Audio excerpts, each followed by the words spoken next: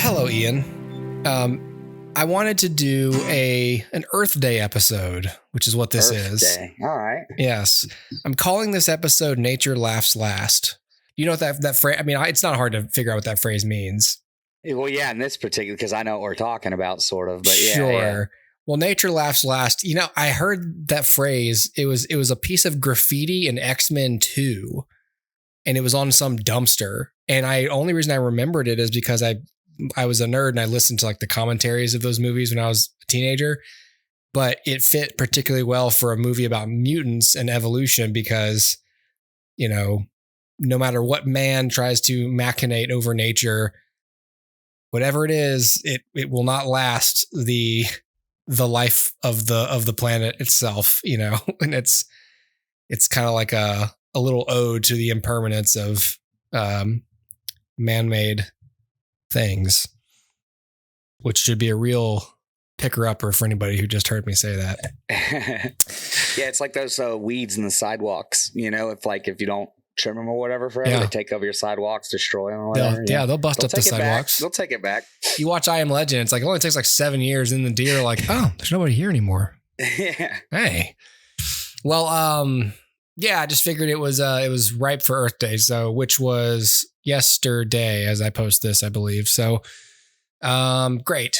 Anyways, okay, so I wanted to talk to you specifically, because I wanted to talk about Into the Wild and Chris McCandless. But I also had recently finally got around to seeing Grizzly Man, and I wanted to sort of, compare them a little bit, but kind of just touch base. And so for full disclosure, this is like this isn't like with me and Dustin where like we probably agree on the issue. I know you staunchly dislike Chris McCandless. Yeah, one of the worst people to ever walk the planet, I'm pretty sure. But yeah, and if any of this, the book and the movie are true, sure, he's an awful human being. So I wanted to start by doing what this podcast does, which is where we talk about the media, the movie, and then kind of as we try to do when it's based on true stuff, is sort of add some context, So, I'm not sure how I want to structure this because McCandless is a large topic and Treadwell is not as much of one for me, at least. So let me start. All right, I'm going to go non-linear. How about that? Okay. Mm-hmm. Okay. Let's start with Into the Wild. Okay. I want to buy you a new car. Why would I want a new car? Datsun runs great. I don't want anything. Everything has to be difficult. There are people in this world who go looking for adventure.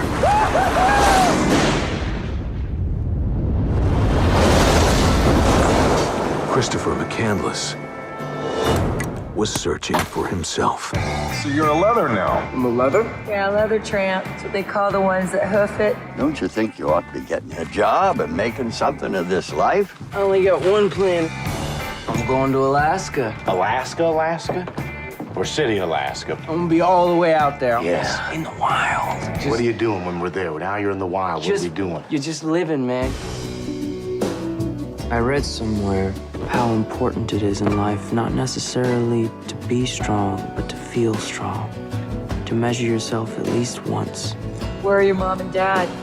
Living their lives somewhere. Did your folks know where you are?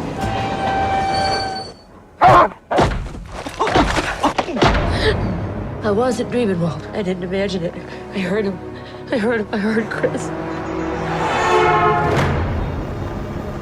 Son, how long you been out here?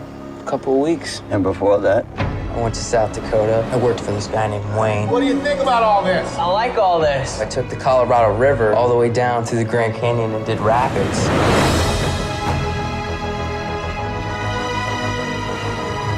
What's the N stand for? North. Your great Alaskan adventure.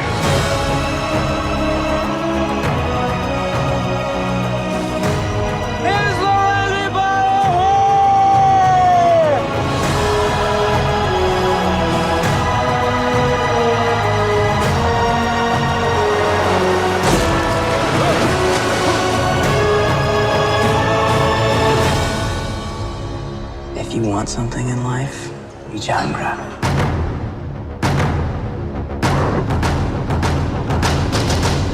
So we're going to start with the movie, the 2007 film, written and directed by Sean Penn, based on Into the Wild by Jon Krakauer, starring Emile Hirsch, Marcia Gay Harden, William Hurt, Jenna Malone, Catherine Keener's in this movie, Vince Vaughn, Zach Galifianakis is actually in this movie, blink and you'll miss him, Kristen Stewart, and Hal Holbrook. Hal Holbrook, yeah. Yeah. Yeah. Have you seen, when's the last time you saw this? I've seen this movie one time in my entire life, and it was with you when we were like 17 years old. Okay, or right. We watched it on your Mac in your bedroom. Like remember, like, or maybe you had a computer or whatever, but like that's where we watched it. Yeah. It wasn't downstairs in your like my game room or whatever. Yeah. It was literally, we went in upstairs. my bedroom. Like, gotta show you this room. I gotta show you this movie or whatever. And that's where we watched it.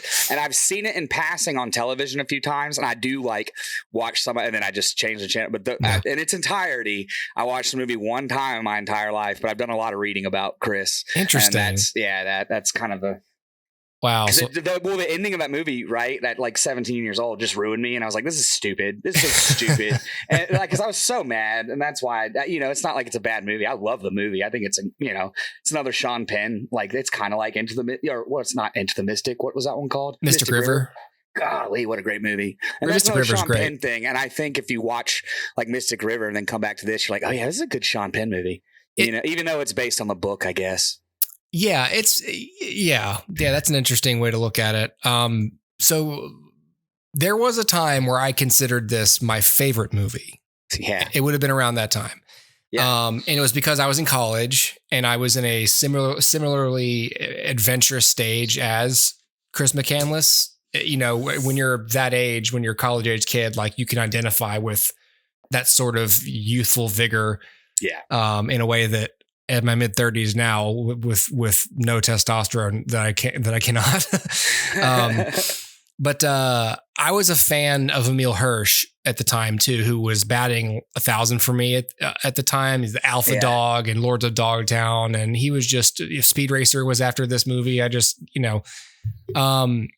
and having just entered film school, I was especially like appreciative of and very like receptive and very spongy towards this kind of cinema. And also the themes of the film being, this is about a kid who, obviously the story of Chris McCandless is in the early 90s, he graduates college. He reads a lot of like Emerson and Thoreau and very deep, thoughtful, intellectual literature. And he dislikes social constructs and is put off by the wealth and injustice imbalance, and other stuff. But basically he decides to, kind of yeet himself out of Atlanta. Is that what it is? Is that what yeet means? You're asking the wrong guy. No, Yeet's a rapper. Oh, okay. SoundCloud rapper. All right. Well, maybe I don't know what I'm talking. Anyway, he graduates college and then he just kind of disappears and he abandons his car. He burns his money. He hikes around North America. He takes odd jobs. He, lives at truck stops and, campsites and whatever. And then he eventually makes his way up to Alaska, which is like the main thing he's trying to do and live off the land up there. And that's where he ends up passing away. But the themes of the story, like self-reliance, a deep connection with yourself and with nature, deep study of the wisdom of classic writing, like I said, the disdain for social constructs, minimalism, those all deeply resonated with me at the time I saw this and still do to an extent. I mean, the older and more cynical I get and the less emphasis I put on things, the more those parts of the story stay with me today. So I saw the movie, loved the movie, and I would watch the movie a lot. I was even reading about, I was just skimming the Wikipedia today for Into the Wild, and there was a picture of McCandless, and my 2-year-old pointed at it and said, "Daddy," because he looks sort of like me, I guess, from far away. I'm looking at it too. He's just a bearded man who needs a haircut. That's like my favorite picture. Dressed like shit. Chilling by the bus, Right. So, anyway, I would later read Krakauer's book. I actually have it right here. I bought it and, oh, cool. So I read the book and that would add, it would add more context. It painted a more complex picture of his journey. And I would also, and so for a while, that's all there was. I didn't read the original Outdoor Magazine article or anything like that, but I read the book, which was essentially the article expanded. And then for years, whether or not I would bring up this subject, I would endure growing criticism from friends like Ian and from a general awareness that the internet, has, increasingly turned on Chris McCandless, especially in the wake of the movie coming out. Particularly highlighting his recklessness, his selfishness, his lack of competence, and his naivete.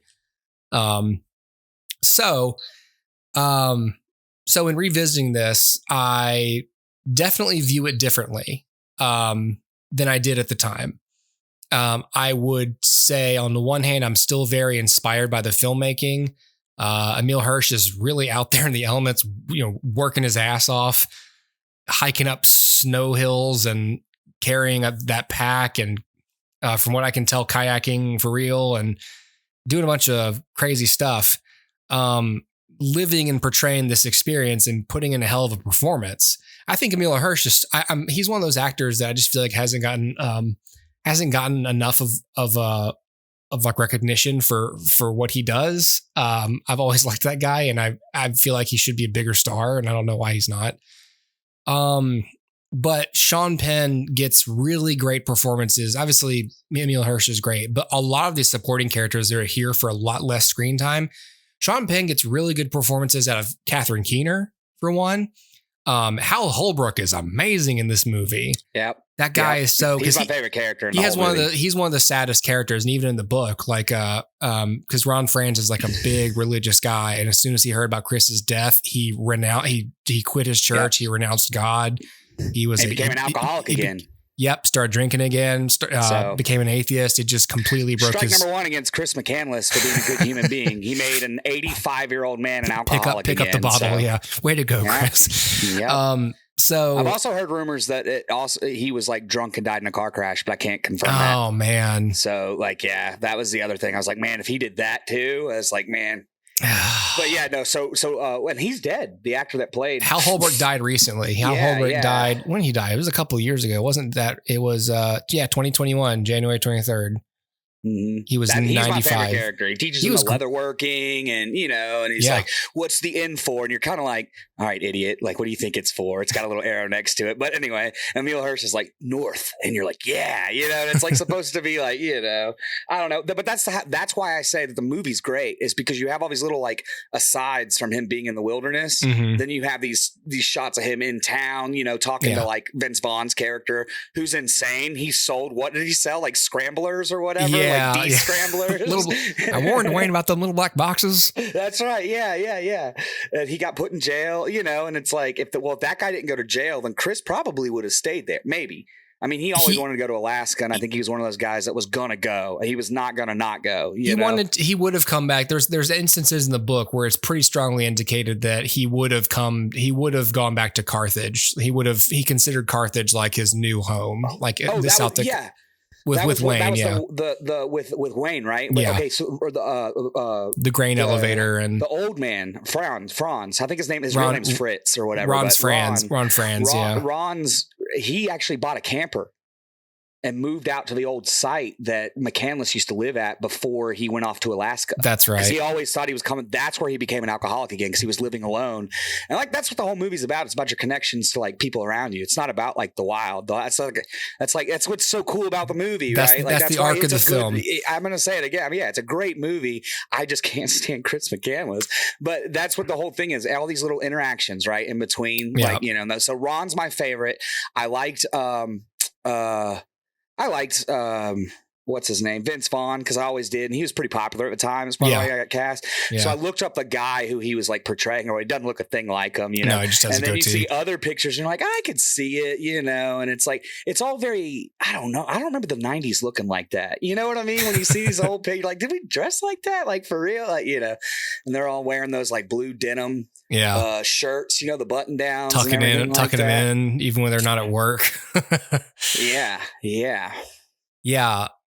William Hurt who also recently passed, is tremendous in this movie as his father. Right? Yeah. Marcia Gay Harden is incredible as his mother. So it's a terrific cast. It's a good film. The supporting characters structurally, and as they do in the book too, but in the film, the supporting characters challenge Chris. They require him to think about his belief system. They encourage him to, most of them encourage him to forgive his parents, to at least contact them so they know he's safe.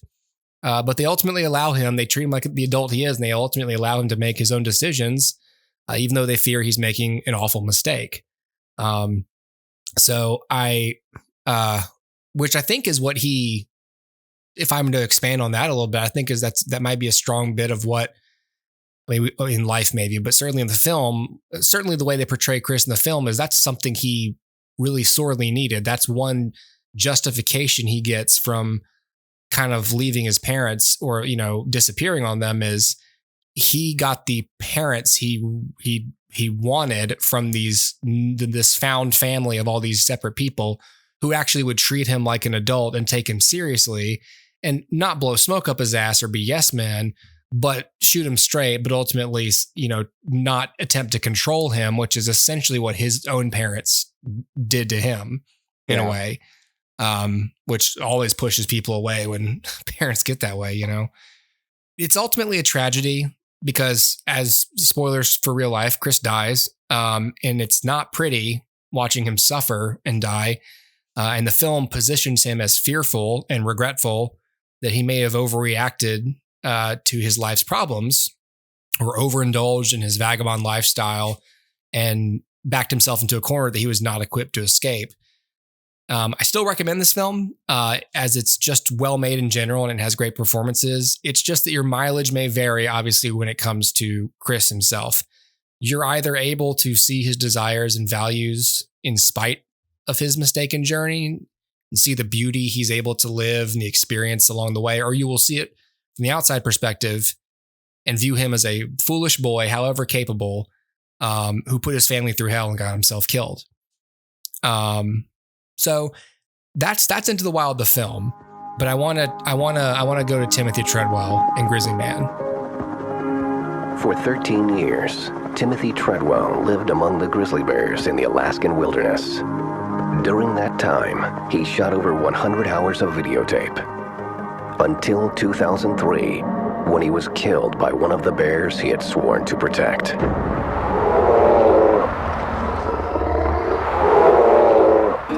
Well, I'm here with one of my favorite bears. It's Mr. Chocolate. Hey, Mr. Chocolate.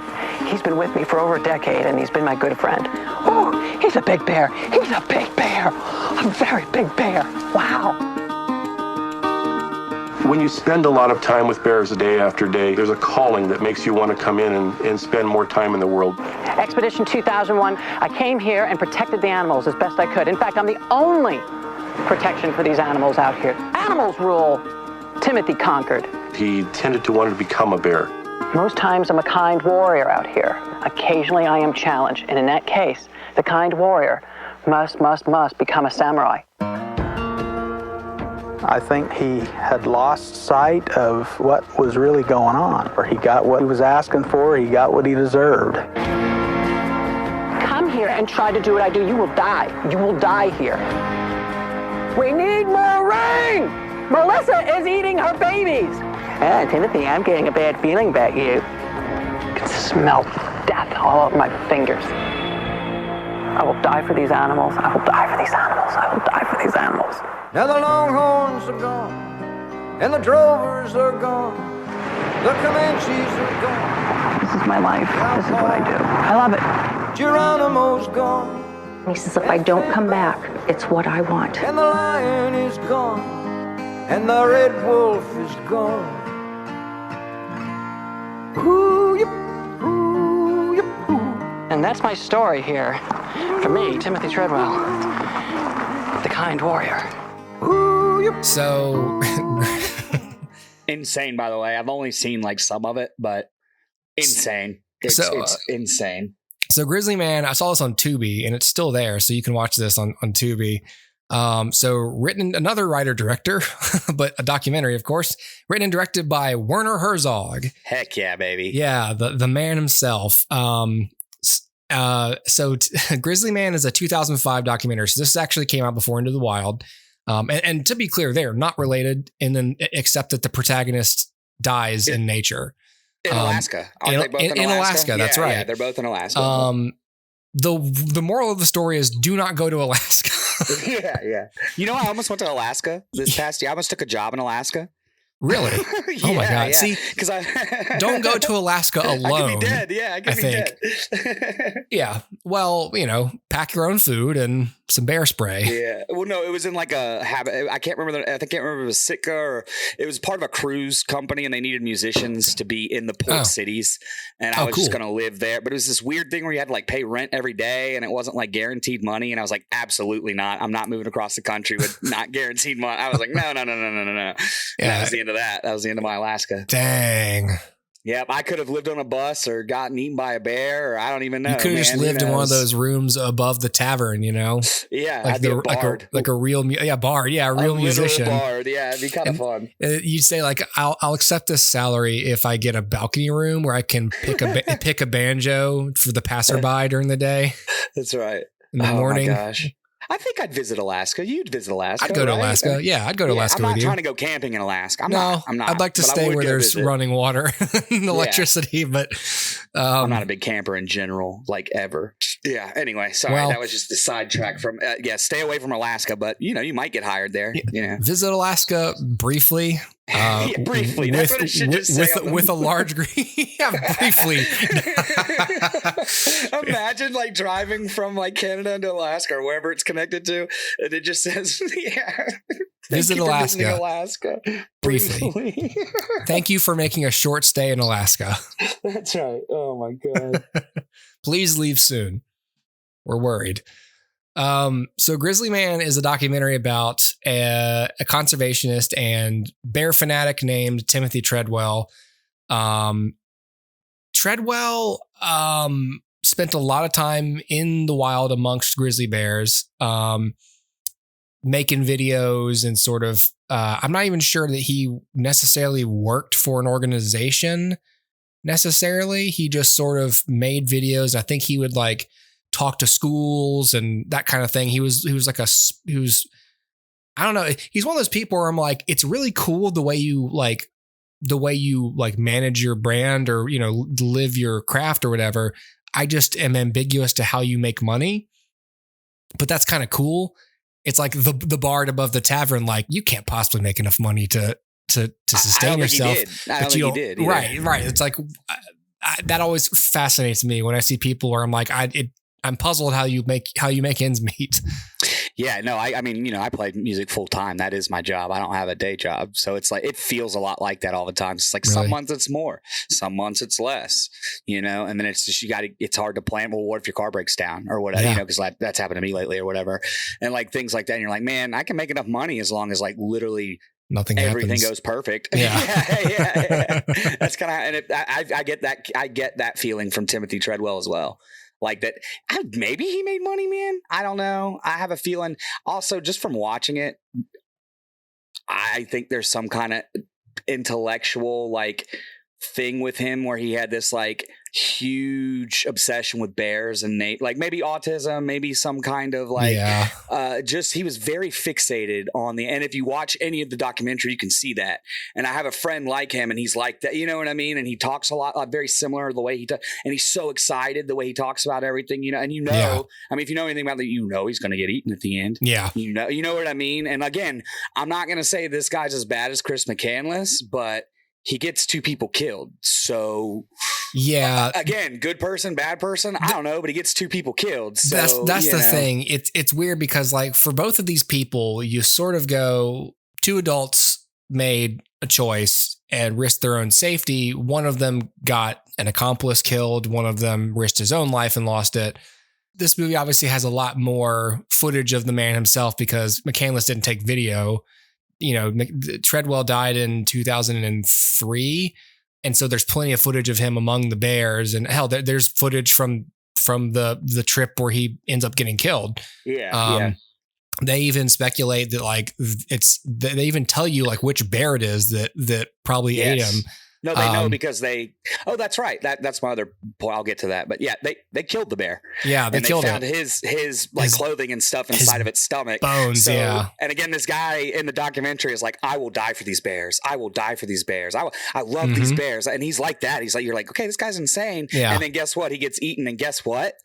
Somebody kills his bear, but he's supposed to be there. That's why these people, I don't know if they're sociopaths. I don't know if they're just insane. I don't know, but they think they're doing good or they think they're doing something and they just aren't, man. And I'm sure people learned a lot in the 10 or 11 years of footage this guy has of him, or I don't know how many years of footage it was, but he was there for like 11 years with the bears. I think even longer. I think he was like 18 years or something. Well, it's safe to say that he probably did get along with those bears pretty well, even though I think bears are pretty territorial, or I don't know. I don't live in Alaska, but just knowing that, okay, well, the park ranger got killed.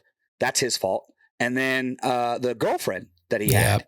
Amy Huguenard.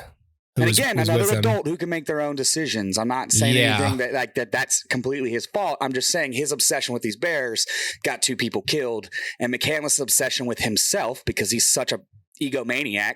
Anybody that calls himself Supertramp has to be, and then he goes and gets him. And I don't actually think that's true because, and he didn't actually destroy his IDs. And I think, right. I'd like to talk about that. When we get that's always my, and that you're probably going to mention that about the book, right? Because but he doesn't actually destroy his IDs. So in my mind, I'm thinking, dude's going back home, or maybe not back home, but going back to civilization. Right. And the movie does not show. The movie's like, no, he burns his stuff, comes up with an alter ego. Yeah. I'm sure that's all Hollywood. And that's Hollywood stuff. But this dude lived in the woods. Grizzly Man lived in the woods. I don't think he went home very often or whatever. No, or he would like touch, but I forgot. It's been a little bit since I watched it, but he was, it's okay. 13 summers. There it is. 13 summers in Katmai National Park in Preserve, Alaska. Over time, he believed that the bears grew to trust him, that they allowed him to approach them and that he touched them. And it's just, Treadwell, I'll say this about Grizzly Man. As I'm watching it, I'm writing down notes and I'm just like, this guy, the first thing I noticed is this guy was all about himself. Yes. And so the thing is, he's like a savior of the world. We don't have footage of McCandless, so we don't really know. But I sort of, way back when we were talking about this online, and you'd said that Treadwell, whatever, you had more respect for Treadwell or something. I think Treadwell is a gigantic narcissist. Yeah, when you see the footage, he just, because I'm just like, are you for real? Now, granted, this man's by himself, but like, people are going to watch. I don't know. But right off the bat, to me, he's the crazy one, not Chris McCandless, because he speaks in such self-important language. There's a sequence I call the hat sequence, and to me, it's the problem with Treadwell in a nutshell. He lets some foxes chew his hat because it's cute. He's like watching them chew his hat and he's like, oh, it's my little hat, and then they scamper off with it and he gets frustrated. Like he's disbelieving, and like his tone is that he's like disappointed in that they might tear up his hat and take it into their den. And he starts cursing. He's like, hey, that's my fucking hat. Give that back right now. Huh. And it's like, it's a fucking fox, you idiot. It's a fox. It's not your little buddy. It's not a cat. And he makes me angry, as I feel like some people do get at McCandless, because he's, to me at least, and this is video, so it's easier to see the vulnerabilities and the personal, private nature of a person. But in the videos, he's just very cringe. And to me, he's very emotionally stunted. I don't know if McCandless was emotionally stunted. I don't get the impression he was emotionally stunted. I get the impression that, like Treadwell, McCandless was just not fit for modern society, in a way that he needed to, reconcile. But I feel like Treadwell seemed like a kid to me in that sort of way. Or, as you say, maybe he was neurodivergent. Maybe he was autistic. Maybe he was on the spectrum somehow, to where that would explain the way that because that's the thing, like to hear an adult talk to an animal like that, as if like it had, exactly. It's like that is either he's completely emotionally stunted or he's on the spectrum, and it's early in the days of mental health, In my opinion, he's stunted towards reality and towards animals' feelings towards him.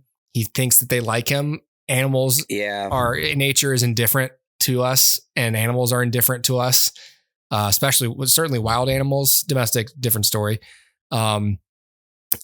He sobs at their endangered nature and thanks them for being his friend. And it's like, you could just say then that he's a very sensitive environmentalist, conservationist. I don't hold that against him, but it's like, you are grossly overestimating your closeness with these animals. The feeling is not mutual.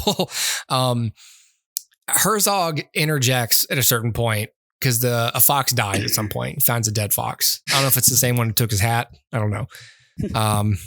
But he finds a dead fox and he's really sad about it. And Herzog interjects. And I wrote down what he said word for word, and I'll try to do an impression so you can, because his Herzog's narration and his writing are just sublime. He's a tremendous writer. But Herzog has like the best voice for the indifference of nature. But here goes. Here I differ with Treadwell. He seemed to ignore the fact that in nature there are predators. I believe the common denominator of the universe is not harmony, but chaos, hostility, and murder. That's a pretty badass line, and I also agree with it. But whether serious or not, calling a fly a fucker for beginning to eat the dead fox while Timothy is still there, he says something like, "I'm still here." It's like, okay, whether immature or performative, like maybe he's just goofing around. Either way, it annoys me. It's like, okay, if we're going to throw around the narcissist label, it fits Treadwell, but his contempt for civilization is what aligns him with McCandless and with Henry David Thoreau and John Muir. You know, people who spend a lot of time in nature usually are people who don't want to spend that free time in society or in large groups of people.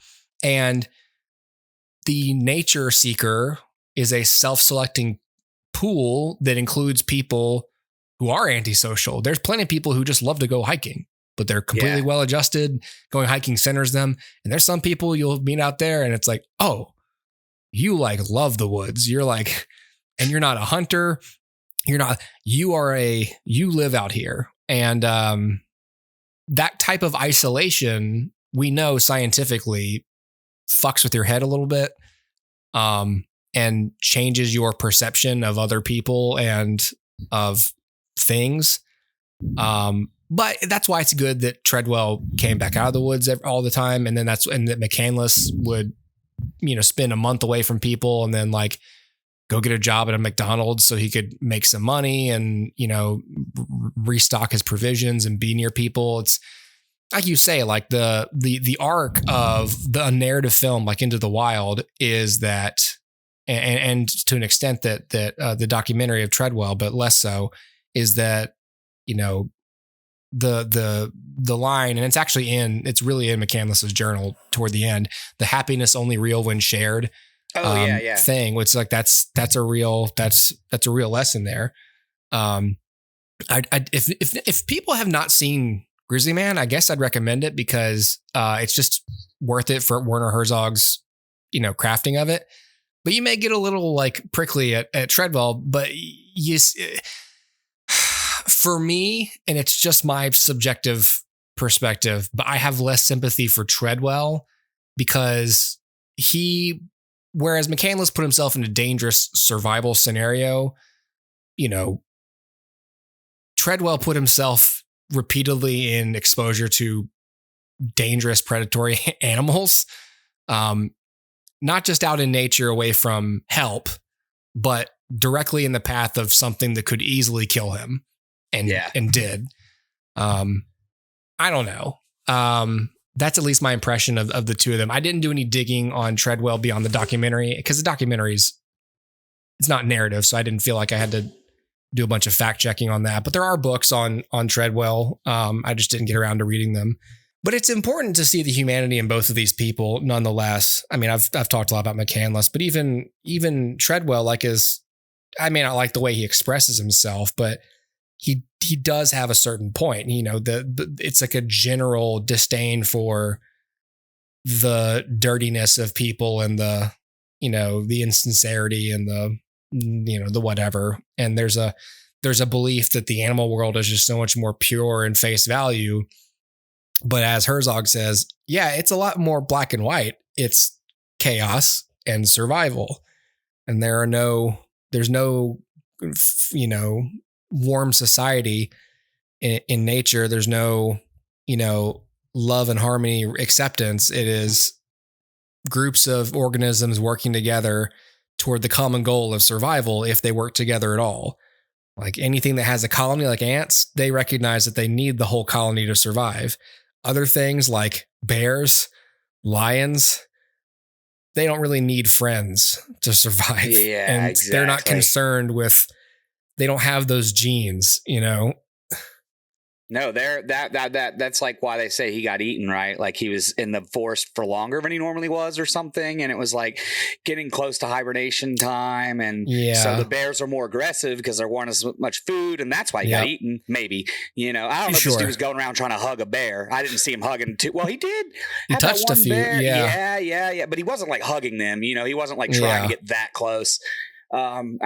He does get close. I just watch the trailer and you'll see how kind of goofy he is compared to somebody like Chris McCandless, right? But the two trailers don't really help because one's like Hollywood and one's a docu-film. And that's one thing I really do like about Grizzly Man. I could watch anything like that where it's like we have found footage. Like, it doesn't have to be morbid found footage. I don't care if he dies or whatever. That I would still watch.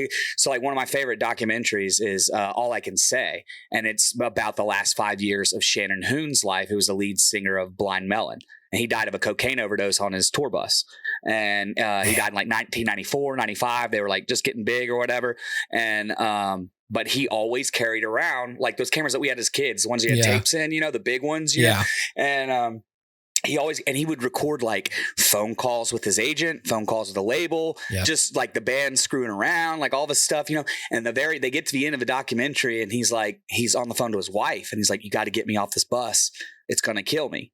And then like at the end, he dies because like it's 2024. So I know Shannon Hoon's dead, Right. So what's going to happen. I think maybe that's the very beginning of the movie. You hear that line, you hear him say that on the phone, but then at the end, of course, that he died, because he dies. And so you're like, oh man, that's crazy. But like he knew he died of a cocaine overdose. So he clearly had a problem or, that kind of thing. But he knew he needed to get out of that environment if he was to either manage his habit or quit it.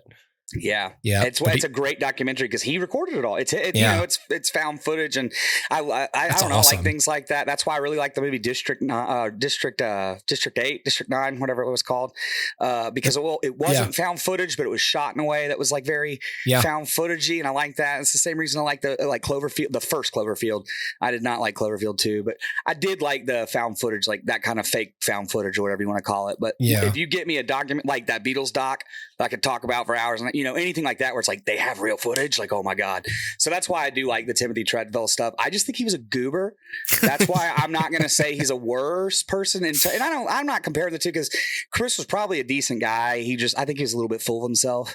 I think he might have come from, I haven't looked, actually. He was younger too. Let's keep that in mind. Yeah, he was like 10 years younger. He was younger. Treadwell was in his 30s, I believe. Yeah, well, he went off to Alaska about 33 because he died at 46. Yeah, 46. And okay, so he was 10 years older than Chris, basically, when they both decided to go into the woods, I guess, is what I'm looking at. Chris died at 24. Yeah, he was, And this guy died at 46. So Chris graduates Emory at 22, and then he spends 2 years on his full journey as Alexander Supertramp. Emory. I was trying to see the tuition for Emory, but I'm pretty sure that's like a really nice school. I don't know a whole lot about it, but I think it's like a decent, like it would cost quite a bit to go there. You know what I mean? His parents so that's all part of the movie, right? He has doesn't he have like a marketing degree or a finance degree or something like that? Let's get back into the facts of Chris McCandless since we're transitioning sort of back in there. So McCandless, his degree, let me see, what was his degree in? Bachelor's degree in the double majors of history and anthropology. Useless. Okay, cool. I have someone with a useless degree.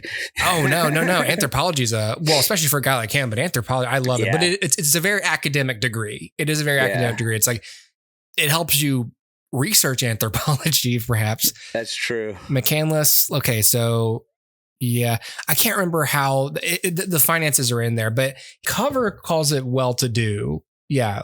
From a well-to-do family, sort of. I'd call it middle class at least. You sort know of, what I mean? because Walt McCandless worked for like NASA, yeah, where he contracted with NASA, and he did work for NASA. Hired as an antenna specialist, he worked with satellites and a bunch of other shit.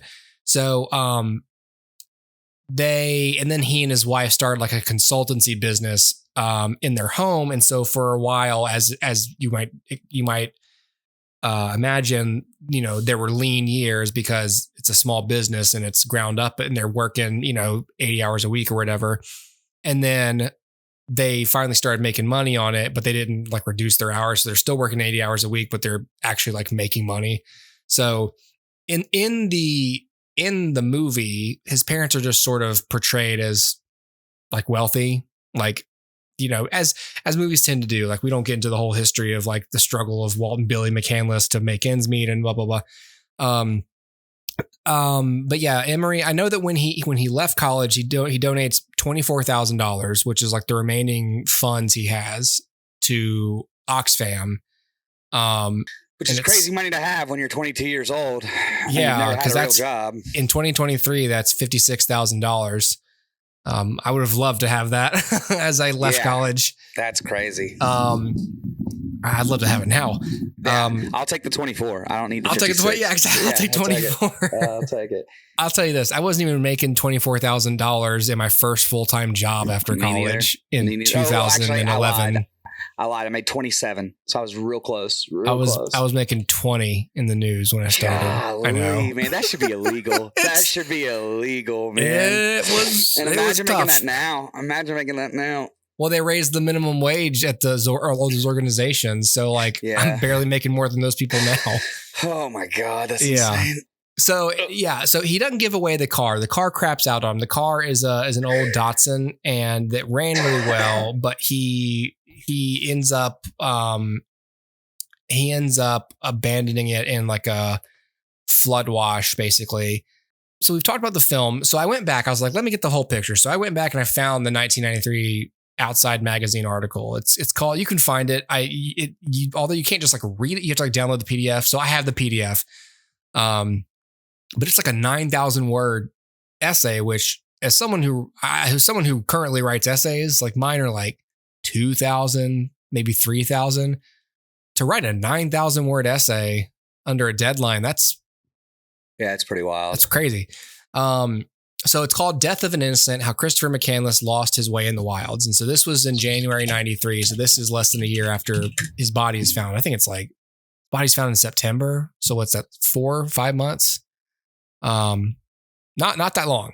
So it's mostly an article about, how they found his body and what they know. So it's not like a news report, not like that. It's a lot deeper and it's a lot more intricate, but obviously it is more limited than the book is.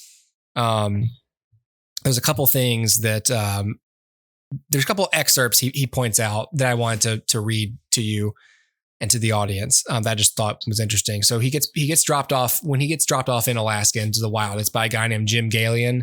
Jim Galian's the last guy to ever see him alive.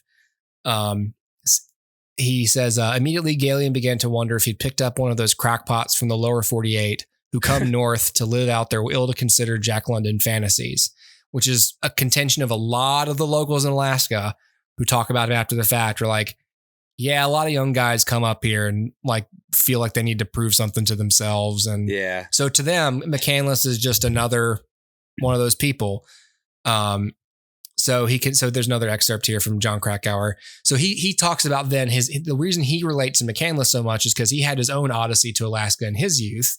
And it was to climb this thing called this rock face called the Devil's Thumb.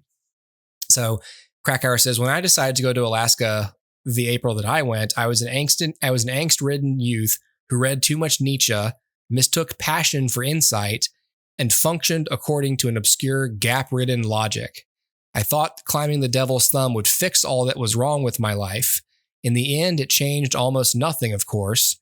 I came to appreciate, however, that mountains make poor receptacles for dreams, and I lived to tell my tale.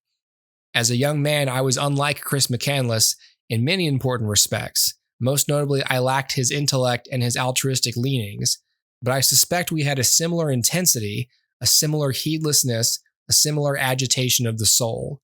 The fact that I survived my Alaskan adventure and McCandless did not survive his was largely a matter of chance, because he describes in the book like he couldn't find he had a near-death experience during the climb. Had I died on the Stykine ice cap in 1977, people would have been quick to say of me, as they now say of him, that I had a death wish. 15 years after the event, I now recognize that I suffered from hubris, perhaps, and a monstrous innocence, certainly, but I wasn't suicidal. McCandless doesn't really conform to the common bush casualty stereotype. He wasn't a kook, he wasn't an outcast, and although he was rash and incautious to the point of foolhardiness, he was hardly incompetent, or he would never have lasted 113 days. So that's all from the article, and I think a lot of that makes it into the book, because there's a lot of sentences in the book where I'm like, oh, it's straight out of the article. I've read that before, and I think it's because I've read this article. Now that I'm looking through it now, I'm pretty sure I've read this before. You've probably read it. So, like I said, I like the guy. I mean, I like the story. The movie and how it ends is just so rapidly and everything. Most people, and I think that most people who react to McCandless are reacting sort of to the movie, because the movie got flack from that crowd, and it sort of dredged up those feelings again, because those kind of went away after the article, because it was like, okay, whatever. Like, but then when the movie came back, those people were like, look, we can't be glorifying this kind of death. It's not responsible. It teaches the wrong lessons, and even if it is a fine film, it certainly, the film certainly glorifies McCandless. It's somewhat nuanced, but like it firmly takes his side. His parents suck. And it does. You're right. So Sean Penn is very much in the very woo-woo camp of Chris McCandless, where he fully sees the ideals of this young, intellectual soul, while still portraying a somewhat layered picture of Chris's parents and what he might have been running from, and not sugarcoat the circumstances of his death. So it's responsible in that sense, but it certainly chooses a side if there's a side to take. But I like the idea. I like the addition here, because a lot of what Krakauer speaks out against is that, because he said we get a flood of mail from people, and they always insist that he was suicidal. And he's like, I can tell you he's not, because then he tells the story of his own climb to the Devil's Thumb. And as you point out, and this wasn't in the book, it wasn't in the movie. I learned about this from a documentary the same year as the movie came out that I recently watched, called Call of the Wild, by a guy named Ron Lamott. And I watched his movie, and he saw the backpack. Like there was some hunter up there who had Chris's backpack. And the Alaska State Troopers failed to find this zip pocket, this secret pocket in it. And inside were Chris's social security card and 2 or 3 forms of ID. His real Chris McCandless, his real ID. Yeah, but he was going back. He was going back to civilization whenever he got through whatever he was getting through. Yeah, there are clues in his journal such that it seems like Chris had enough. Chris tried to leave. If this is clearly Martin's journal, Chris tried to leave. And that's right, the river or whatever, the Technique River. I forgot about that, yeah. The Technique River was, because it was now spring or summer, the river is impassable. Too high, too fast, too strong, too wide for someone to ford it. And Chris also had told a lot of people he was afraid of water, so he's already afraid of water. The river, when he came here, was barely running and was mostly frozen over because it was April. And so he didn't think, so when he comes back, it's thawed. All the wash from up north or wherever from upriver is coming down, and it's not passable. So he's like, shit, okay, I guess I'll just wait. I'll wait until it starts to get colder again. I'll just survive until August or whatever. I think it was August he wanted to leave again to try, and because it wouldn't be as forceful. So that's when he went back to the bus and just kept living there, and then trouble started happening. There's the article. So I thought that's all there was. And then I found that there was a 2013 New Yorker article by John Krakauer, like an update. Ooh. It's called How Chris McCandless Died. It's from... I might have read this too. Okay, it's called... it's from September 12th, 2013. So 10 and a half years ago. So there are theories on how Chris died. Chris weighed 67 pounds when his body was found. He starved to death. And that was his cause of death. It was a rule of starvation. Yeah, it's got to be starvation. In the book, Into the Wild, I'll read from Wikipedia here. John Krakauer proposes 2 factors which may have contributed to McCandless's death. The first being McCandless running the risk of rabbit starvation from over-relying on lean meat for nutrition, because he's hunting a lot of small game up there and eating that. Okay. And then there's also, Krakauer also speculated that McCandless might have been poisoned by a toxic alkaloid called swainsonine after eating sweet vetch seeds, which is the Hedysarum alpinum and Hedysarum mackenzie plants containing the toxin, or possibly, and this was in the book, a mold that can grow on them when he put them into a plastic bag. Which would make the most sense. Yeah, something that he couldn't actually read a book about and see pictures of and things like that. You know what I mean? Yeah, because that book he had was like a survival guide, right? It was like a plant. Plants. It was a plant, like, and that's why it made no sense that he eats berries in the movie and dies. Let me read it. You know what I mean? Well, they got in the movie. It's right. It is the Hedysarum potato seed plant. Yeah, they got the plant right. It is the right plant and everything. Yeah. But that's more logical, right? It's not that he ate the wrong seeds. It's that those seeds were moldy or something. Right. You know what I mean? When the time the book came, here's the passage from the book. I earmarked it. Do you mind me doing this reading? No, you're good. You're good. I don't want to bore you, but I find it fascinating. Veterinary medicine is rife with cases of animals stricken by swainsonine poisoning after eating damp forage contaminated with R. leguminicola, the mold. Upon reading further about the connection between R. leguminicola and swainsonine, I had an epiphany. It wasn't the seeds of the wild potato that had done McCandless in. He was probably killed instead by mold that had been growing on those seeds. The dried seeds that I'd sent to Clausen and Treadwell, not Timothy Treadwell, 2 doctors at University of Alaska, because the seeds he'd sent them had tested negative for the alkaloid they were looking for. And he says, they tested negative because they weren't moldy, but there was an ample reason to suspect that the seeds on which McCandless died, because the seeds they tested, he picked from the bus himself and sent out. But he said, but there's ample reason to suspect the seeds on which McCandless died during the last 2 weeks of July may have been contaminated by R. leguminicola. He had begun to gather and eat large quantities of wild potato seeds on July 14th during an extended period of rainy weather. Between meals, he stored these green seed pods in damp, unclean Ziploc bags, an excellent culture for the proliferation of mold.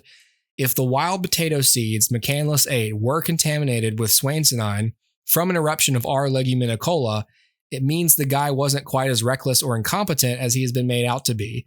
It means he didn't carelessly confuse one species with another. The plant that poisoned him wasn't toxic per se. McCandless simply had the misfortune to eat moldy seeds. An innocent mistake, it was nevertheless sufficient to end his life. The literature of veterinary medicine does not lack for cases of animals felled by swainsonine poisoning after grazing on forage contaminated with the mold. The most obvious symptoms of swainsonine poisoning are neurological. According to a paper published in the Journal of the American Veterinary Medicine Association, livestock that have ingested swainsonine show signs of depression, a slow staggering gait, rough coat, dull eyes with staring look, emaciation, muscular incoordination, and nervousness, especially when stressed. In addition, affected animals may become solitary and hard to handle and may have difficulty eating and drinking. The effects of swainsonine poisoning are chronic. The alkaloid rarely kills outright. The toxin does the deed insidiously, indirectly, by inhibiting an enzyme essential to glycoprotein metabolism. It creates a massive vapor lock, as it were, in mammalian fuel lines. The body is prevented from turning what it eats into a source of usable energy. If you ingest too much swainsonine, you are bound to starve, no matter how much food you put into your stomach. Animals will sometimes recover from swainsonine poisoning after they stop eating contaminated forage, but only if they are in fairly robust condition to begin with. In order for the toxic compound to be excreted in the urine, it must first bind with available molecules of glucose or amino acid, A large store of proteins and sugars must be present to mop up the poison and wring it from the body.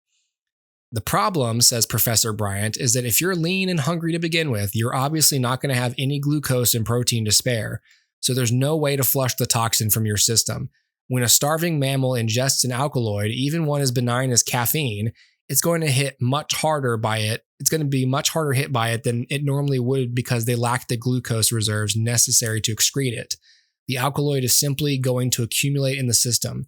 If McCandless ate a big slug of those seeds while he was already in semi-starving condition, it would have been a setup for catastrophe. Laid low by the moldy seeds, McCandless discovered that he was suddenly far too weak to hike out and save himself. He was now too weak even to hunt effectively and thus grew weaker still, sliding closer and closer towards starvation.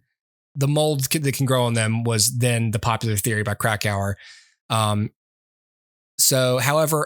in an article in the September 2007, now we're in 2007, so around the time the movie is coming out, of Men's Journal, correspondent Matthew Power states that extensive laboratory testing showed that there were no toxins or alkaloids present in the sweet veg seeds McCandless had been eating.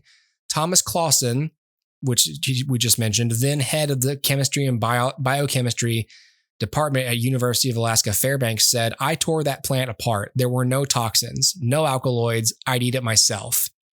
Further, there are no accounts in the modern medical literature of a person being poisoned by this species of plant. Power argued that McCandless couldn't catch enough food to survive and simply starved to death. Now we get to the 2013 article, New Yorker. Yeah, in 2013, a new hypothesis was proposed. Ronald Hamilton, a retired bookbinder at Indiana University of Pennsylvania, suggested a link between the symptoms described by McCandless and the poisoning of Jewish prisoners in the concentration camp at Vapnayarka. He put forward the proposal that McCandless starved to death because he was suffering from paralysis in his legs induced by letharism, which prevented him from gathering food or hiking. Letharism may be caused by oxalidodiaminopropionic acid, or Jesus Christ.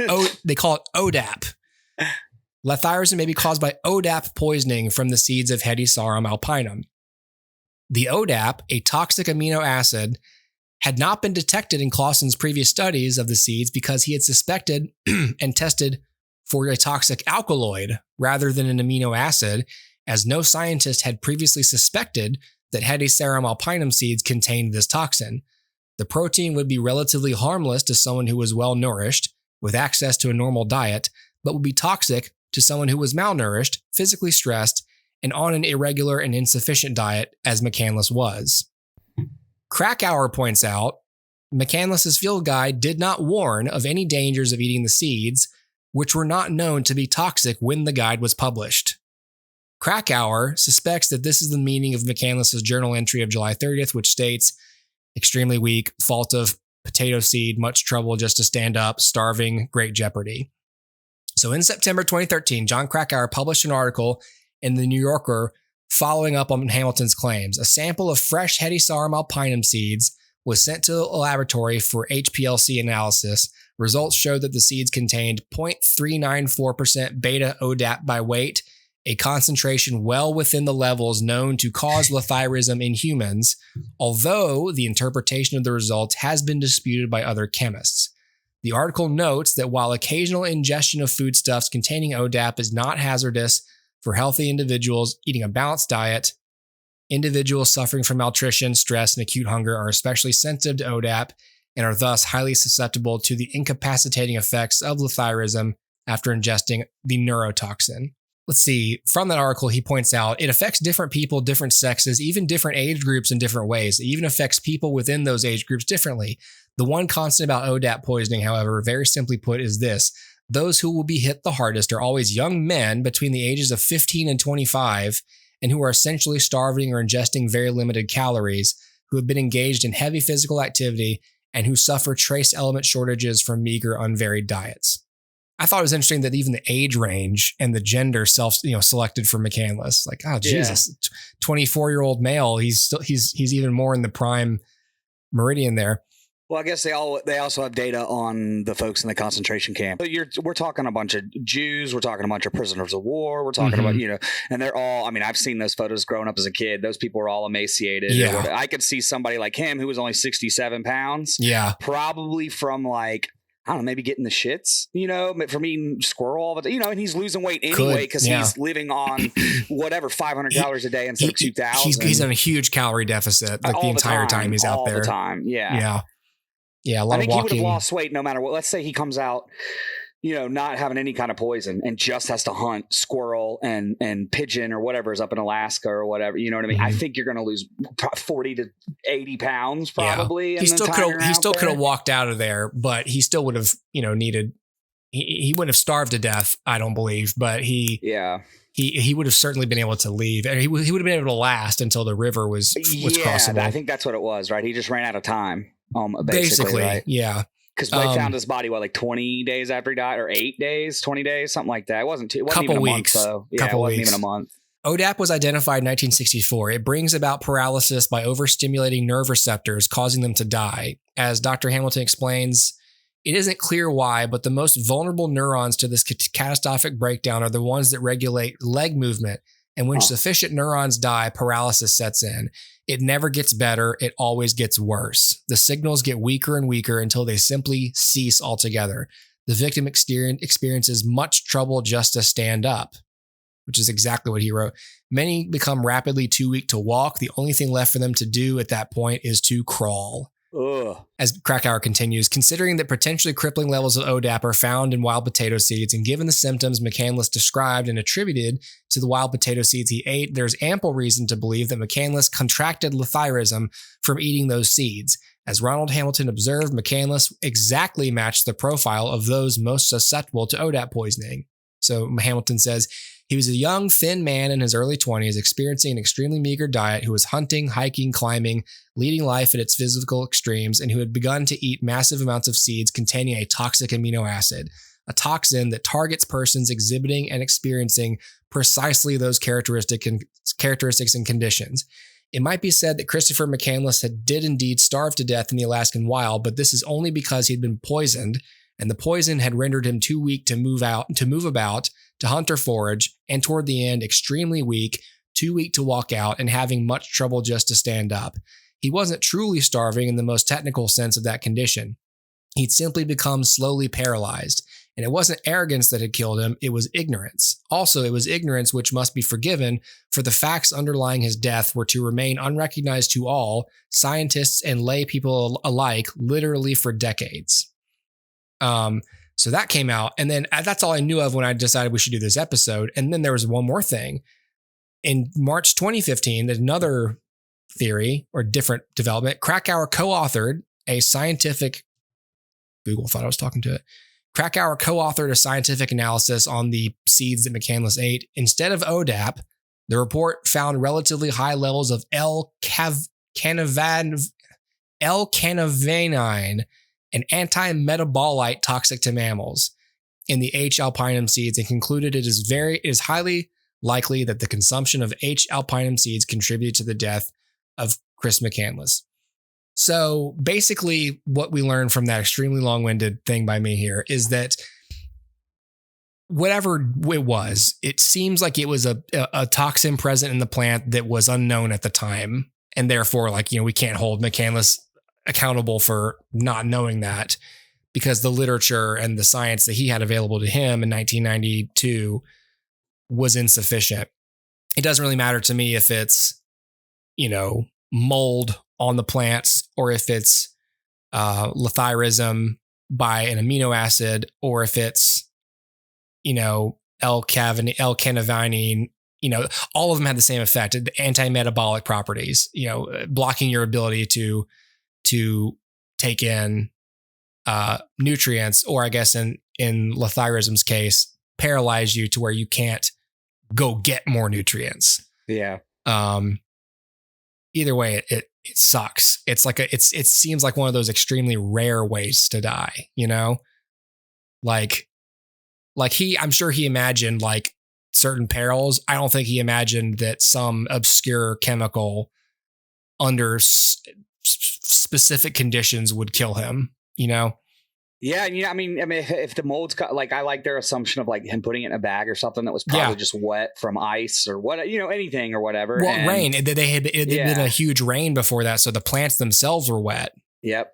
And that, I mean, the ground was wet. What if you'd taken them out 2 days sooner? Maybe the mold didn't. You know what I mean? What if he just the day before or whatever? And what if he just put them on top of the bag, not in the bag? Put them on top of the bag. So, but it wasn't, the movie does make it seem like it's like, whoops, ate the wrong berries. Oh, shit, he reads the because it's like super dramatic, and he opens the diary thing. It's not a diary because it's the field guide. He used it as his diary. He forgot to pack like a real journal. So everything he wrote that they found was in the pages of that book. But yeah, the movie makes it seem like he confused the two of them. Like, oh shit, it was the one on the other page. Back and forth. You're right. Toxic, not toxic. Toxic, not toxic. And it's zooming in on his face and then cutting and he's back like, to fuck, the like, plant, and you're like, and that's where I was like, there's no way this dude who was in the woods for 113 days would eat the wrong fucking seeds. I still stand by that to this day, 20 years later. I'm like, no, fuck that. The guy who had been eating squirrels and berries and stuff would know, because he would have already given himself the shits or something from eating some other plant, or you know what I mean? Yeah. And it's just like, now I will say the books I think he had were dated, weren't they? Like his survival guide that he had wasn't from like 1990. It was from like the 60s or the 70s or something like that. I'm not sure about that. What I do know is that he didn't have maps, and he didn't have maps by choice. And that's dumb. That's because then we go to, well, a lot of people say, why didn't he start, like a forest fire? Like at least like, just light up the forest, to get help. And his sister was like, those people are stupid. He's like, he's why like, would he start a forest fire? Chris would never start a forest fire even to save his own life. That's not who he was. And anyone who suggests that he should have or would have doesn't know him or understand him. Yeah. Let's see. There are no journal entries for July 31st or August 1st. On August 2nd, the diary reads only terrible wind. Autumn was just around the corner. The temperature was dropping and the days were becoming noticeably shorter. Each rotation of the earth held 7 fewer minutes of daylight and 7 more of cold and darkness. In the span of a single week, the night grew nearly an hour longer. Oof. Day 100 made it, he noted jubilantly on August 5th, proud of achieving such a significant milestone. But in weakest condition of life, death looms as serious threat, too weak to walk out, have literally become trapped in the wild, no game. So Krakauer says here, if McCandless had possessed a U.S. Geological Survey topographic map, it would have alerted him to the existence of a Park Service cabin in the upper Shoshana River, 6 miles due south of the bus, a distance he might have been able to cover even in his severely weakened state. The cabin, this is in 1996, before we talk about paralysis. Yeah. The cabin just inside the boundary of Denali National Park had been stocked with a small amount of emergency food, bedding, and first aid supplies for the use of backcountry rangers in their winter patrols. And although they aren't marked on the map, 2 miles even closer to the bus are a pair of private cabins, one owned by the well-known Healy dog mushers Will and Linda Forsberg, the other by an employee of Denali National Park, Steve Carwile, where there should have been some food as well. 6 miles is a lot on foot and a lot when you're dying. It's a, you know what I mean? Yeah. I thought you said 2 at one point. I was like, you're telling me there was help like 2 miles away and he didn't find that in the 100 days he was there? But like the cabins were broken into. And so like he wouldn't have had anything. There's nothing for him even if he had done it. Or he could have been there. They have no clue that he was in those cabins. Could have been him in those cabins. The owners think the one owner thinks it was him. Yeah. And he says that in the guy's documentary. He says it in the book too. McCandless's apparent salvation, in other words, seemed to be only a 3-hour walk upriver. This sad irony was widely noted in the aftermath of his death, but even if he had known about the cabins, they wouldn't have delivered McCandless from harm. At some point after mid-April, when the last of the cabins was vacated as the spring thaw made dog mushing and snow machine travel problematic, somebody broke into all 3 cabins and vandalized them extensively. The food inside was exposed to animals and the weather, ruining it. The damage wasn't discovered until late July when a wildlife biologist named Paul Atkinson made the grueling 10-mile bushwhack over the outer range from the road into Denali National Park to the Park Service shelter. He was shocked and baffled by the mindless destruction that greeted him. He says, it was obviously not the work of a bear. I'm a bear technician, so I know what bear damage looks like. This looked like somebody had gone at the cabins with a claw hammer and bashed everything in sight. From the size of the fireweed growing up through the mattresses that had been tossed outside, it was clear that the vandalism had occurred many weeks earlier. It was completely trashed, Will Forsberg says of his cabin. Everything that wasn't nailed down had been wrecked. All the lamps were broken and most of the windows. The bedding and mattresses had been pulled outside and thrown in a heap, ceiling boards yanked down, fuel cans were punctured, the wood stove was removed, even a big carpet had been hauled out to rot. And all the food was gone, so the cabins wouldn't have helped Alex much even if he had found them. Or then again, maybe he did. Forsberg considers McCandless the prime suspect. He believes McCandless blundered upon the cabins after arriving at the bus during the first week of May, flew into a rage over the intrusion of civilization on his precious wilderness experience, and systematically wrecked the cabins. This theory fails to explain, however, why McCandless didn't also trash the bus. Carwile also suspects McCandless. He explains it's just intuition, but I get the feeling he was the kind of guy who might want to set the wilderness free. Destroying the cabins would be a way of doing that. Or maybe it was his intense dislike of the government. He saw the sign on the Park Service cabin identifying it as such, assumed all 3 cabins were government property, and decided to strike a blow against Big Brother. That certainly seems within the realm of possibility. Krakauer says the authorities, for their part, don't think McCandless was the vandal. We really hit a blank on who might have done it, says Ken Kerrer, the chief ranger for Denali National Park. But Chris McCandless isn't considered a suspect by the National Park Service. In fact, there's nothing in McCandless's journal or photographs to suggest he went anywhere near the cabins. When McCandless ventured beyond the bus in early May, his pictures show he headed north, downstream along the Shoshana, the opposite direction of the cabins. And even if he had somehow chanced upon them, it's difficult to imagine him destroying the buildings without boasting of the deed in his diary. I don't see why he would trash a cabin. It seems like, it's like maybe he saw them as an intrusion upon nature. It's like, I don't think so. I don't think so, buddy. I think he would have possibly like taken food or sat on your but he didn't strike me as the kind of guy who would vandalize or do anything like that. Yeah. What's crazy about all this is that you just wonder, would it have happened if he had the updated maps? Like, did he just grab the wrong one? But I like this thing that Krakauer says here, which was actually my thought too. Krakauer defends McCandless, claiming that what critics point to as arrogance was merely McCandless's desire for being the first to explore a blank spot on the map. He continues, in 1992, however, there were no more blank spots on the map. Not in Alaska, not anywhere. But Chris, with his idiosyncratic logic, came up with an elegant solution to the dilemma. He simply got rid of the map. In his own mind, if nowhere else, the Terra would remain incognita. Even a lot of people point out, there was like a bucket lift a little bit down the river that he could have shimmied his way across to get over the water, the cabins, the National Park Service stuff, that sort of thing, right? The bus is only 10 miles away from a highway too. It wasn't even some people are it wasn't even that much in the wild, really.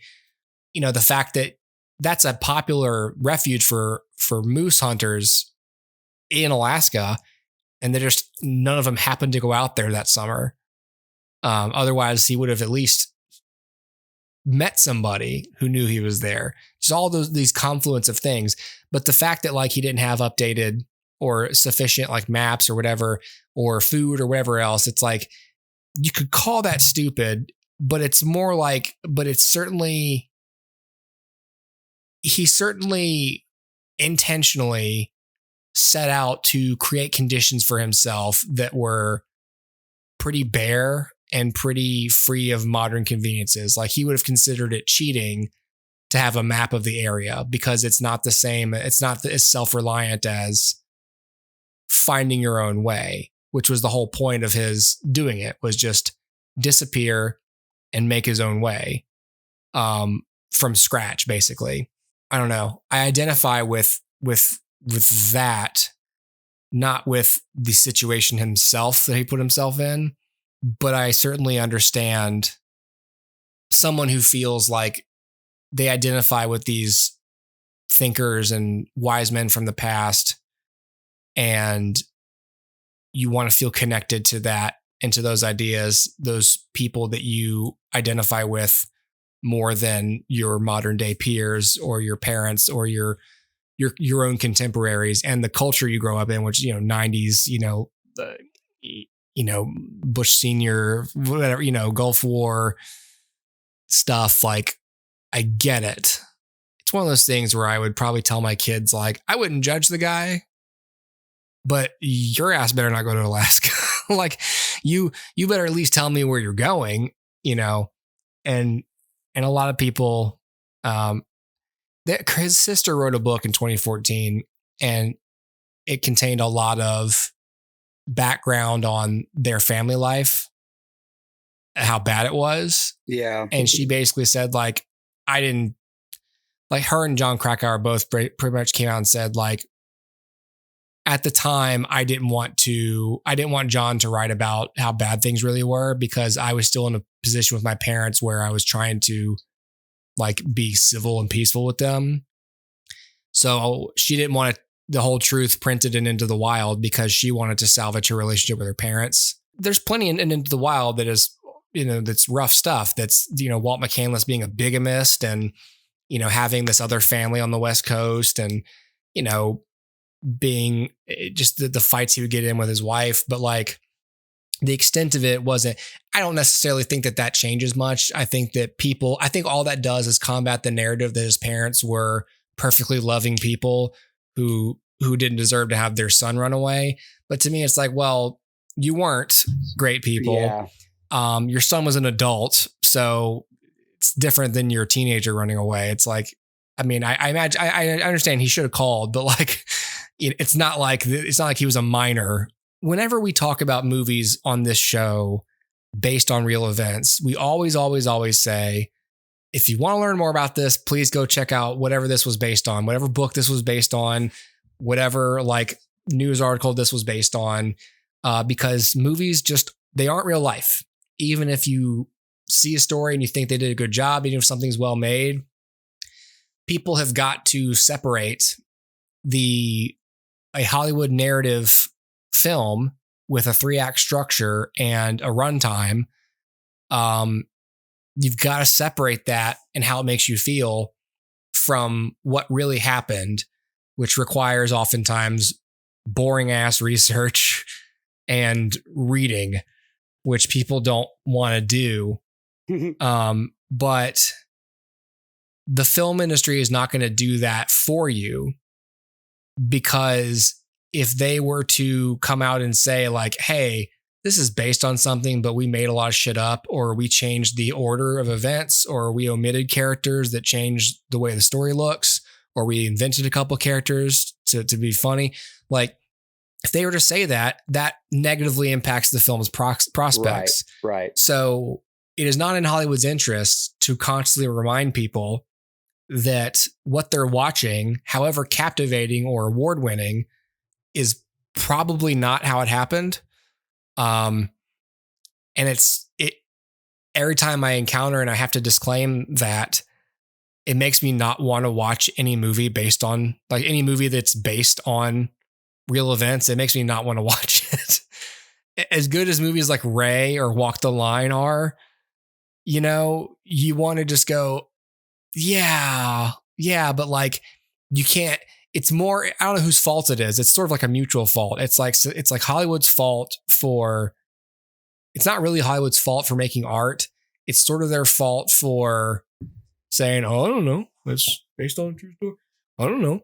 Mm-hmm. But it's like society's fault for watching one movie about Ray Charles and being like, I'm an expert on Ray Charles. And just because they saw a movie that came out and was really good and contains truth, but might not contain the whole truth, or falsehoods or omissions or context or whatever. Like, how many times do we hear such and such about one of our heroes and we go, wait, what? Mm-hmm. Like, yeah, what was that about? Like, and it changes the way you see them. This is a big lesson in that, in a way. It changes the Into the Wild, the movie changes the messaging, if there is any messaging, around Chris McCandless's life and experience. It dates itself by making a film about an inconclusive situation as in not sure what exactly killed him, might affect things. Maybe we should wait for forensics to get better. I don't know, stuff like that. Like, I have ultimately more respect for Werner Herzog and Grizzly Man because it is not a narrative scripted film. It is a documentary where the footage is real things that happened. Mm-hmm. And this is where documentaries have the edge in stories like this. You can romanticize the wilderness and the things about it without coming away from it with a message of, look how free he is, even if, yes, a complex reading of McCandless was, especially at the end of the film, he suffers and dies and has regrets and wishes that he could get back to his family. Mm-hmm. But he ultimately is happy where he dies and the life he led up to his death in the film. We obviously don't know how McCandless felt when he actually... he had that one letter or whatever that was like, God bless everybody, I've lived a long, happy life, or something like that. The last picture of him as he's holding that piece of paper, he looks very serene and content. He does look pretty happy. He also looks about 67 years old. Well, because when you starve, like there are people who've been brought back from the brink of death from starving, and they say like toward the end, there is a complete euphoria, as a lot of people report about death. Like, there is, your brain starts to get to work and take away that pain as it knows it's shutting down. Yeah. And so thank God for that, because otherwise, like, there is no upside to starving to death if not for the DMT, just to add more to my, losses for McCandless, don't forget that, he went out into the woods based on like a Jack Kerouac novel or something, basically. And then, this stuff gets made into a movie, into a book, and all these things.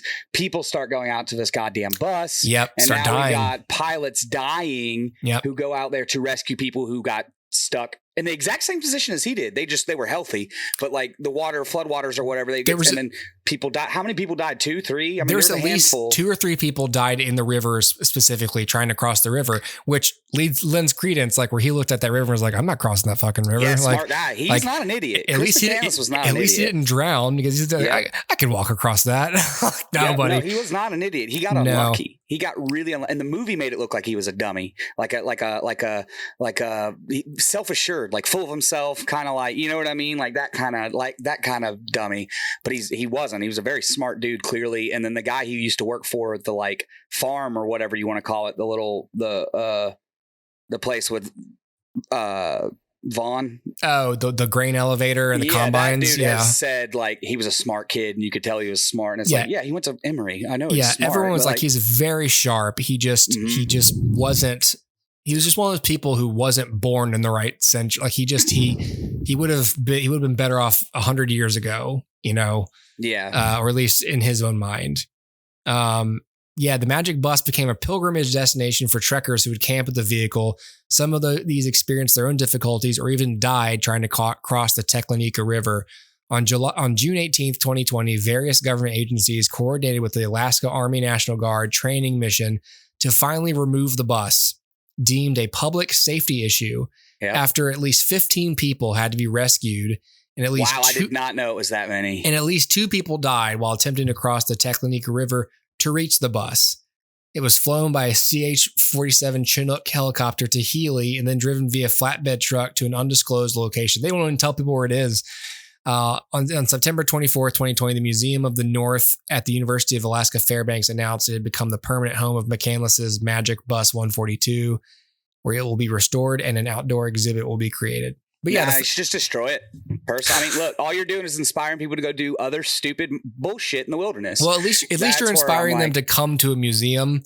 That's true. Where they're safer. But people love this kind of stuff, man. They like these days, especially like the Instagram kiddos. Oh, that's the thing. What I mean by inspiring. If it had happened today, would Chris have been on Instagram? Probably not. Oh my God, yes, probably. But that's the thing. Would he have been? Like, would technology have lured someone like him into being showy, or would he have been like, fuck social media? Like, would he have? Maybe if he was really, really vehemently against, but he was also like not far right, but he was like, he was like Republican, but he was a hippie. He had a weird personality. He was very complex. Yeah, he helped found like the Young Republicans Club at his high school or something. Yeah, he was like very into it for being a young dude. That's kind of I didn't get into politics, but he also was very critical of like the war and of apartheid. Yeah, it's like, okay, I can't get a read on this guy. What is? Yeah, exactly. Yeah, I think he registered Republican, but all of his views were like he was a hippie, basically. You know what I mean? I think at the time that was about 10 years or so after the Republican Party changed, like the Reaganism. So maybe it just hadn't caught up with him that the party had shifted. Because before that, it wasn't the same as what Republican is today, Yeah, yeah. So like but yeah, very complex guy. But I wonder if he had been slow frog boiled into social media like the rest of us, like you and I, like if you took us, if we had grown up in our age today, and you said all of a sudden, all right, boom, I'm going to make you aware of social media. We might go, oh, this is no thanks. Yeah. No thanks. But when you show us Facebook at 16 for the first time, we're like, and it's never existed ever. Yeah. And we're like, oh, this is pretty cool. It's real cool. Yeah. And then you just do that for 20 years. Yep. And now I'm sick of it. I'm absolutely sick of it. But it's like, I'm stuck.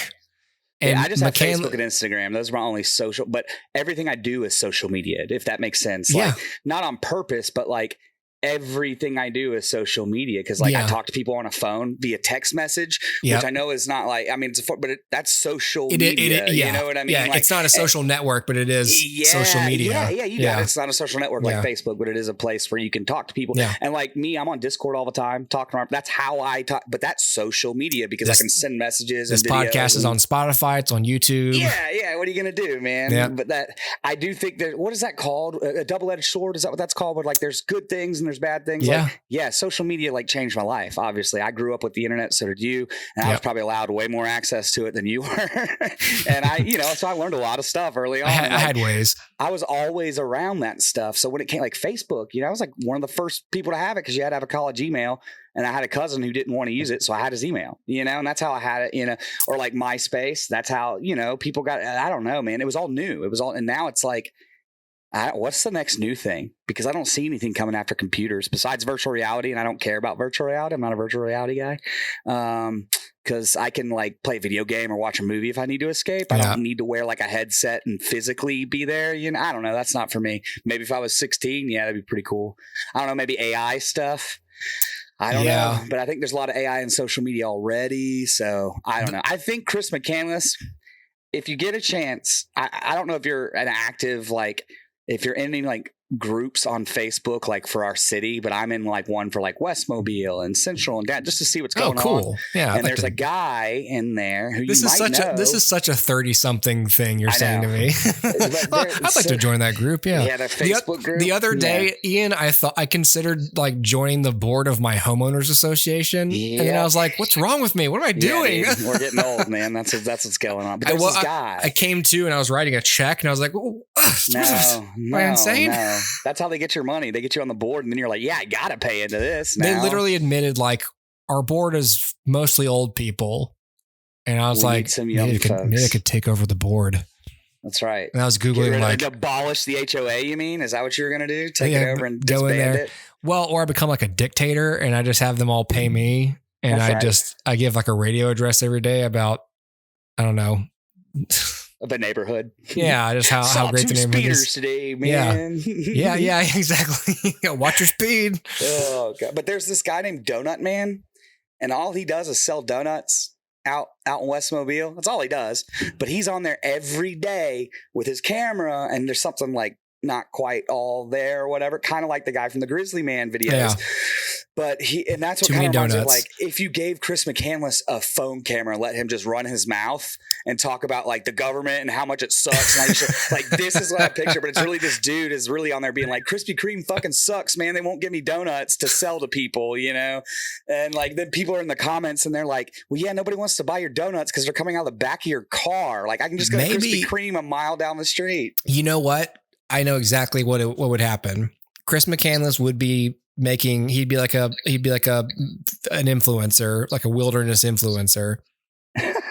But he wouldn't manage his own social media. He would outsource that to Kareen, to his sister. That's what I think.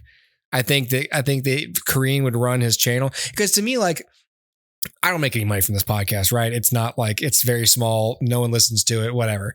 If I could, like, one of the only reasons I have social media is because I write essays and I do podcasts. Yeah. So it's like I try not to scroll social media. I don't have social media on my phone. I just use it through my browser. I just got back on Twitter because I wanted to have somewhere to post my Substack stuff, but I got off there a couple of years ago because one of Zack Snyder's fans bullied me off of it. And so I'm back on under, a different handle to write and to share it there.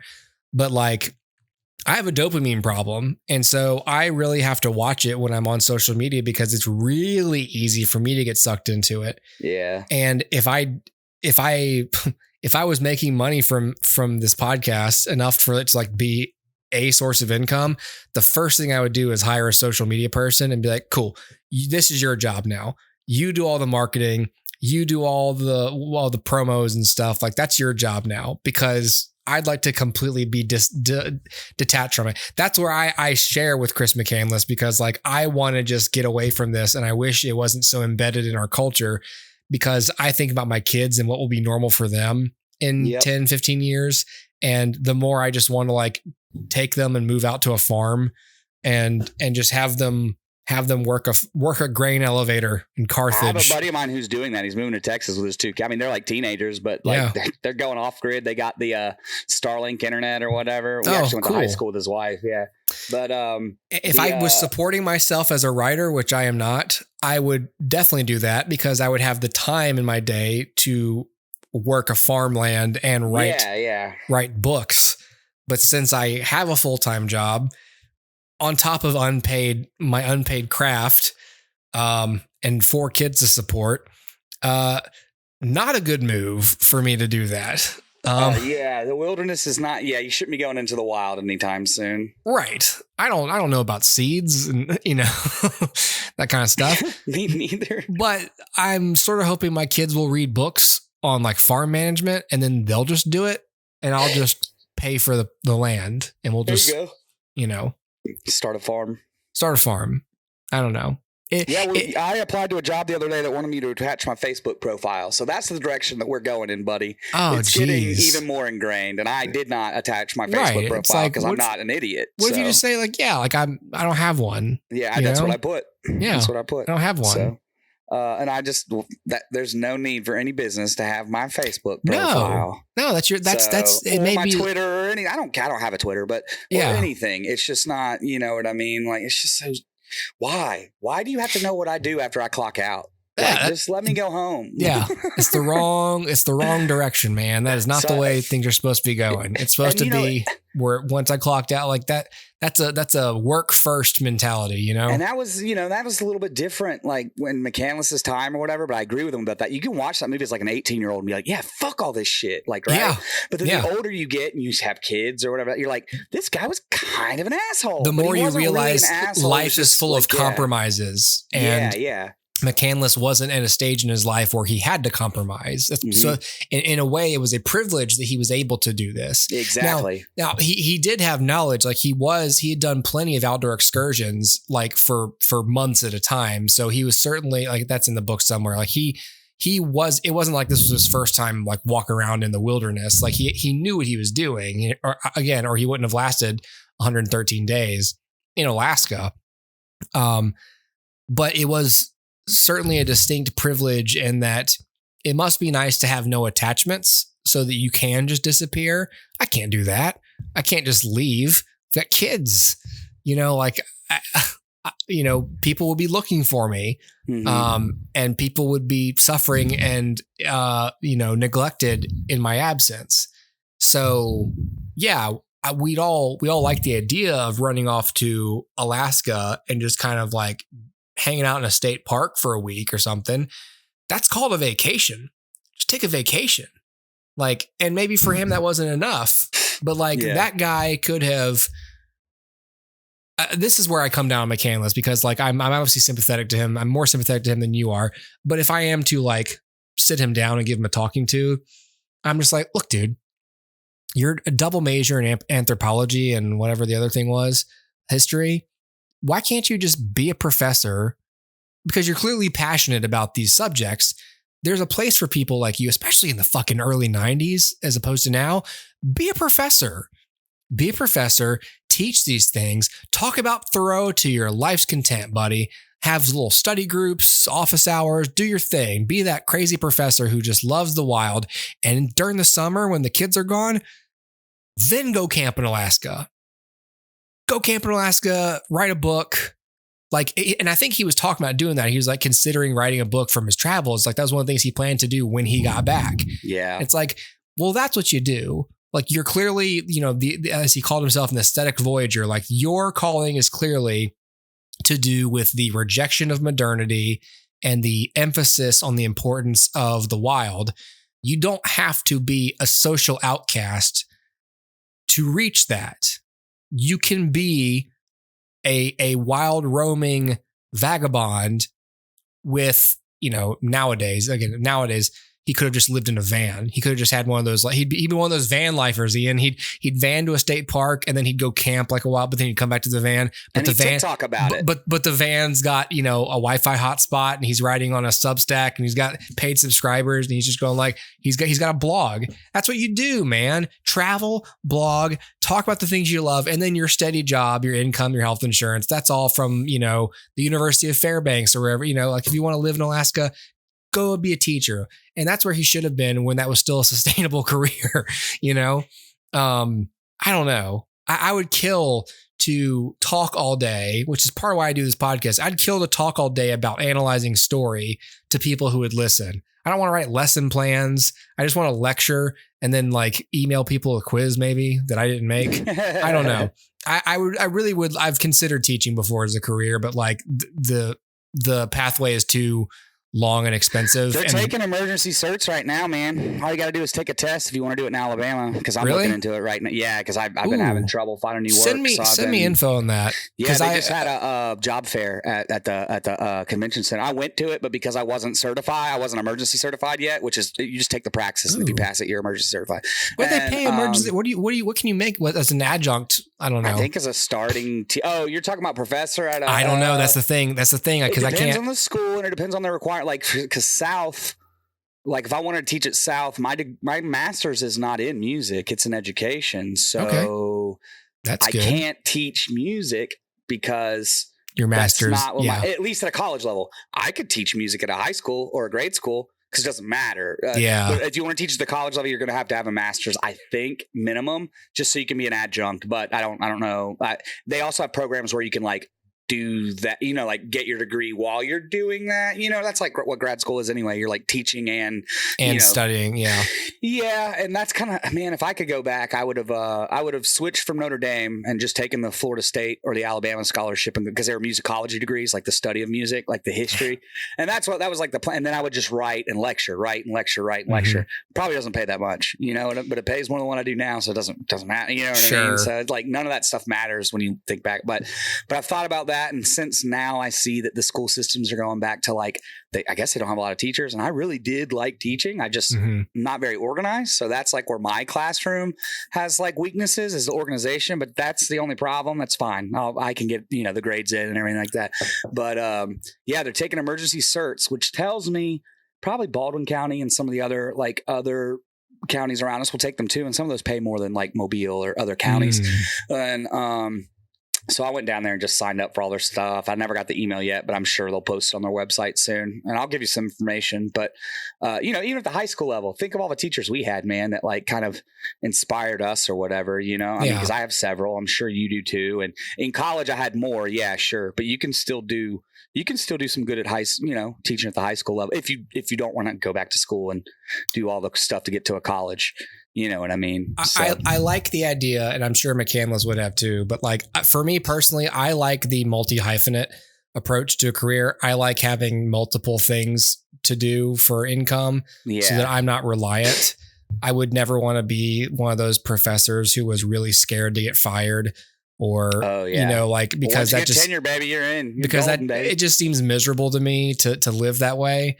And I wouldn't want to do that, especially if my career was my passion. Like if you're writing books, you don't want to feel like, oh, I'm just one book away from being like canceled. You want to feel like whatever, like people love what I read because of what I write. And I don't know. I would do all the things I do now except for money, but I'm not certified to do any of those things. But the point being that like McCandless could have had that life. And he had the pedigree. It wasn't like he was just some dude off the street. Like he was a college educated, smart guy who had money to start a life with. And he could have at least tried to work in, but maybe he doesn't like the bureaucracy of a universe. I mean, I understand that, but at the same time, like, I don't know. Like, right, not everybody can just quit their job and go live in the woods, man. Right. And so in a way, it's like, it's not replicable. It's hard to aspire to be him because his circumstances were so specific. It's more realistic to say, hey, get a job or make a job where you are working for yourself or you can travel. Like you can live, you can be a blogger, like you can just make money. I don't know how that works. I don't know how people do that. That'd be amazing. If I knew how to do it, I'd be doing it. But people do it, and their job is just like YouTube and blog content and traveling and living in a van. And if you don't have kids or even a spouse or a significant other, it's a really great way to just go do that and have low overhead and make enough money and do something you're passionate about. And there is no, oh, I've got to wait till I get more vacation days. That's just your life. You just do it, you know? And if this were happening today, I feel like he would have considered that possibly. But I don't know why he didn't consider it back then. Yeah. You know? Hey, that was before the internet and all that stuff. You know what I mean? We're talking about technology's changed since we saw this movie. Literally, since I saw this movie, a lot in the world has changed since 2007. Yeah. You know, especially technology, like just your phone alone. There's Instagram now. Yeah. So I don't know. He'd probably be a different type of person, but if he was still at the same personality type or whatever, I could see him still trying to go live out in the woods or do something like that. Or, you know, I don't know. I don't know what his plan was anyway with those 2 degrees. I mean, anthropology could be cool, but I think you can only just like teach it, really. Like, you know what I mean? Yeah, that's what I'm saying. Like a professorship, perhaps, you know, but I don't know. Like that's the kind of that's a very academic job. It just leads to more academia. It's like, oh, that's what's my major. Now I'll go to grad school and get a master's in it or something, and then I'll teach it at a college level. You know, but you don't just go work at the anthropology store. You know, you get a degree and then you write a book or become a professor or researcher or something. Like you go become an anthropologist. It's not like, and the people that the organizations that employ anthropologists are usually universities. So yeah, man. Well, that's the Earth Day episode. I hope people have found this enlightening. I enjoyed doing all the research on this actually, which is the writer and me. I was like, ooh, fascinating. And I was like synthesizing all this. It was kind of cool. And now my document is empty. So there it is. Such is life. There you go. Visit Alaska. One day as the world will wipe away all of our man-made structures and our machinations, so has my Google Doc been wiped clean by the expiration of my words. So yeah, until next time, visit Alaska briefly. Drop a pin, drop your location, share your location with somebody. Yeah. Right before you go in the woods, you know, or before you eat some berries, just drop a quick pin. Shoot me one on Snapchat real quick so I can find you later. By the way, here are my coordinates. Yeah. See you in September. That is the truth though. Like these days, he would have just been able to drop a pin, man. Which is crazy. But the thing is, would he have brought his phone with him? No, he wouldn't have. Wouldn't he just have stomped on his phone and destroyed it? Yeah. But All right. That's it. Bye.